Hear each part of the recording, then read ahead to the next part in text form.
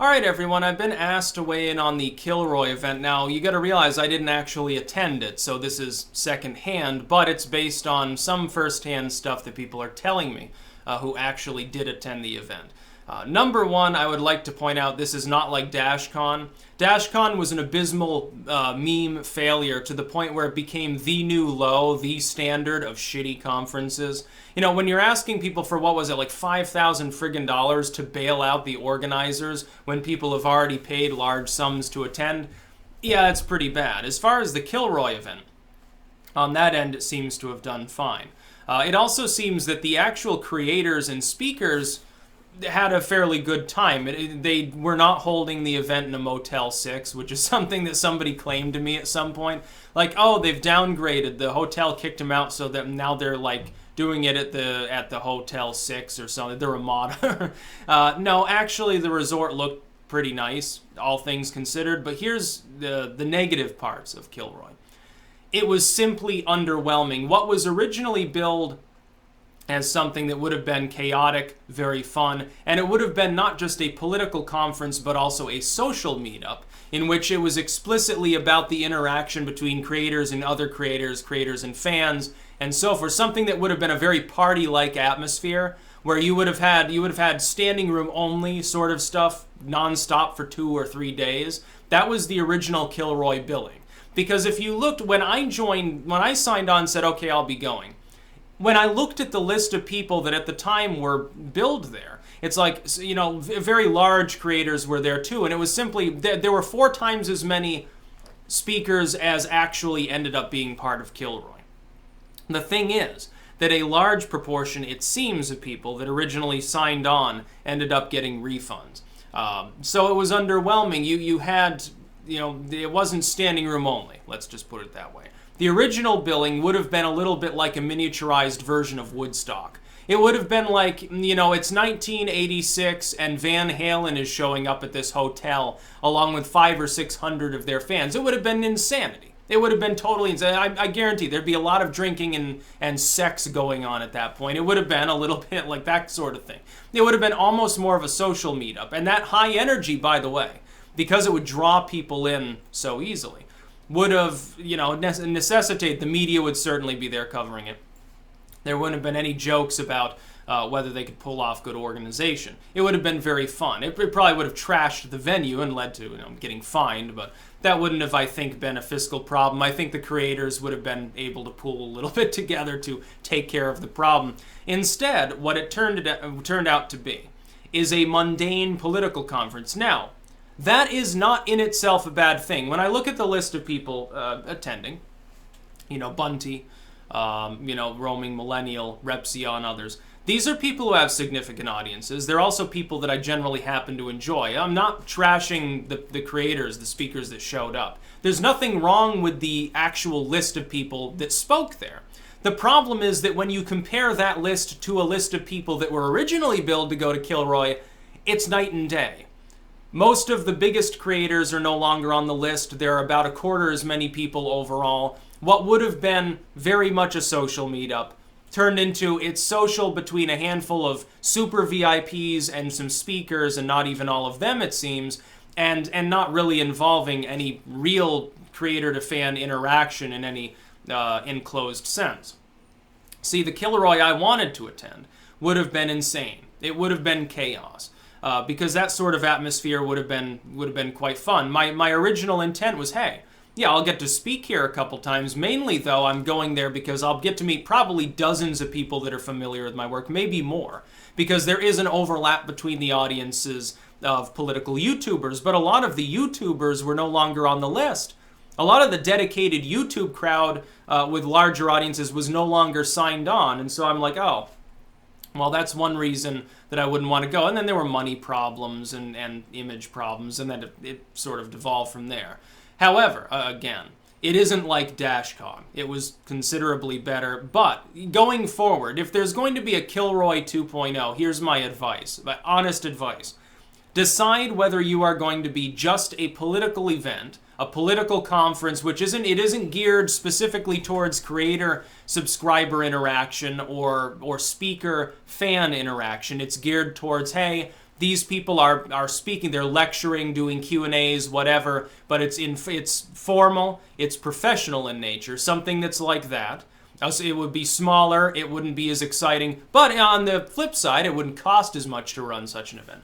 You've got to decide whether that's what you're going for or whether you're going for, we're going to be a meme, very chaotic thing. And next time we're going to try to do better to get more people aboard. And it's going to be less formal. It's going to be kind of anarchic. The organizers might end up, maybe they do bite off more than they can chew. And then they'd have to rely upon maybe the benevolence of creators to bail them out if something expensive gets broken. Oh shit, we cracked the pool when we dropped too many refrigerators into it. It might be a little bit of a problem. But ultimately, the Kilroy organizers have to choose which kind they want to be. The problem is that originally, if you looked at the original billing, it was almost a who's who of YouTube political analysts. Well, if you have nothing but a bunch of YouTubers and honestly, e-celebs showing up for a conference, their fans are going to want more than just a dry lecture. They're going to want meet and greets. They're going to want to drink with their favorite creators. And there's going to be people like half naked running down the hallways. People are going to be drunk. People are going to be partying. Most of the actual action will have nothing to do with the political event itself. That's one kind of conference. It's the rock star route, you could call it. The other side is much more professional, much more low-key. If there's any hanging out, it's basically, hey, we went out to dinner, and did some selfies or something. You've got to choose which you want. But as far as the speakers themselves, it seems like they, by and large, were people like Bunty. I think had one of the first videos, and he was showing off the hotel room, and it was pretty nice. Yeah, absolutely. It's not the Motel 6. I assume my assumption is that because there were fewer people that were going to need to be paid anything, and they're all under NDA, so whatever. I think they go there, and because there were fewer people to potentially have to reimburse, they were able to each get more, which for them is really, really good. And it's nice for them. You got a 2-day vacation. Probably a lot of them arrived early or stayed late, and some of them are probably still there or at least in the area. But it's not the same kind of conference that somebody take a look at me. I'm not the sort of person who's going to feel welcome or at home in a conference which is more dry, more insular, more about, hey, I get up and lecture people for an hour and a half. Later on, I do a Q&A, and then, I go back to my room and I just basically sit there because fuck it. Now, that's not the sort of thing I want to be, somebody of my type would want to be part of. I want the chaotic shit.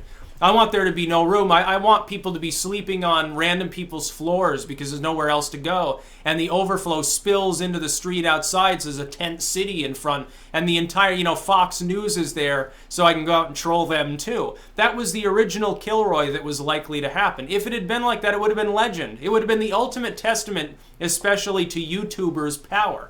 It would have been a huge testament. Instead, it didn't end up being that.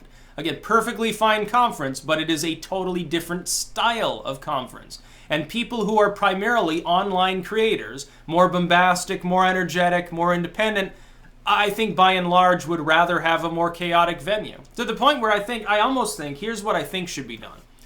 If we're going to have a sort of a political analysts of YouTube / the rest of the internet style chaos conference of sorts, it needs to be organized primarily by people who are part of that class themselves, instead of primarily one person. I mean, originally it was Based Mama and one in Sister Danger organized. 2 people were trying to organize, an $80,000 conference that would have involved thousands of fans showing up. It's impossible logistics. You need more people to take care of more jobs in order to organize that. And then, of course, other people came in to organize. And there were still some snafus. There were still some problems.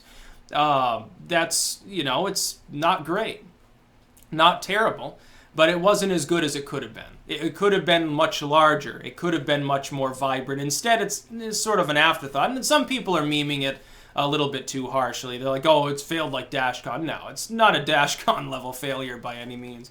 For instance, it's kind of solvent. It doesn't lead to the immediate collapse of the organizers. But it's not, it was originally basically a YouTube conference. It turned into something else. It turned into, hey, here are a bunch of political speakers and apostates and stuff that are going to show up. It's like, not part of the same crowd. Originally, it was like 99% people who are basically known for making YouTube videos. I think that in the future, There will be other stuff. You're going to see a divergence of those two kinds of conferences. Kilroy will probably go down the strictly political route, which is fine if you want to do that. But make sure that people know ahead of time. Before anyone pays a penny for a ticket, you've got to know who's going to actually be there. They've got to already be under some form of contract so you know that they're going to show up. It's got to be ironclad. It's got to be, a little bit more rigorous if you're going down that route. If you want to go down the chaos route, fine. Do informal negotiations without any legalese at all, and let happen what happens. That's about all. Peace out.